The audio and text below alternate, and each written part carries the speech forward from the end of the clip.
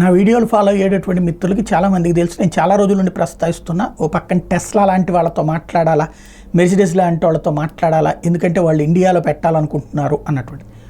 అదే సందర్భంలో ఎలక్ట్రిక్ వెహికల్స్కి తయారు చేసేటటువంటి కంపెనీలు వెయిట్ చేస్తున్నాయి, ఎతుకుతున్నాయి దేశంలో. చంద్రబాబు గారు అలాంటి వాటిట్లో చాలా ముందుంటారు కాబట్టి దాని మీద కాన్సన్ట్రేట్ చేస్తే బాగుంటుంది అన్నటువంటిది నేను చాలా రోజుల నుండి ప్రస్తావిస్తూ వస్తున్నా. ఎందుకంటే రాష్ట్రం బాగుపడాలి, రాష్ట్రంలోకి పరిశ్రమలు రావాలి పెద్ద ఎత్తున. అందులో కియా వచ్చింది కాబట్టి ఇప్పుడు మనం అడిగితే వస్తారు అన్నది చెప్పు. ఇప్పుడు ఓ మంచి జరిగింది. విన్ఫాస్ట్ సంస్థ, ఎలక్ట్రిక్ వెహికల్స్ తయారీ సంస్థ చంద్రబాబు గారిని కలిసింది. వియత్నాంకి సంబంధించినటువంటి సంస్థ ఇది.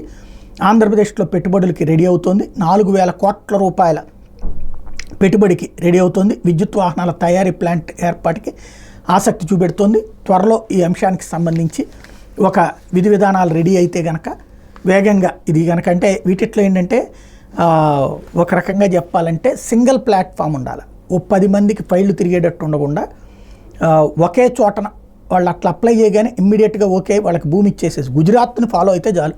గుజరాత్లో మనం కనుక పరిశ్రమ పెడతాము, ఓ 100 కోట్ల రూపాయలు, ఒక 1000 కోట్ల రూపాయలు అంటే కనుక మన మెయిల్ చూడగానే మనకు ఒక మెయిల్ వస్తుంది, రిప్లై వస్తుంది. సో అధికారి మిమ్మల్ని టచ్లో ఉంటారని అధికారి మాట్లాడతారు. అక్కడికి వెళ్తాం, వెళ్ళగానే మనకి 4-5 ప్లేసులు చూపెడతారు. అందులో మనం సెలెక్ట్ చేసుకుంటే అధికారుల దగ్గర ఉండి వాళ్ళతో మాట్లాడిచ్చి డబ్బులు మనతో ఖర్చు పెట్టిచ్చేసి ఆ భూమిని మనమే కొనుక్కునేటట్టు చేసి అక్కడికి రోడ్డు కనెక్టివిటీ, అట్లాగే ఎలక్ట్రిసిటీ కనెక్టివిటీ ఇవన్నీ వాళ్ళు ఏర్పాటు చేస్తారు. అలాగే రా మెటీరియల్ ఏమేమి దొరుకుతుంది, ఎక్కడెక్కడ దొరుకుతుంది అన్నటువంటిది కూడా ఇంటిమేట్ చేస్తారు.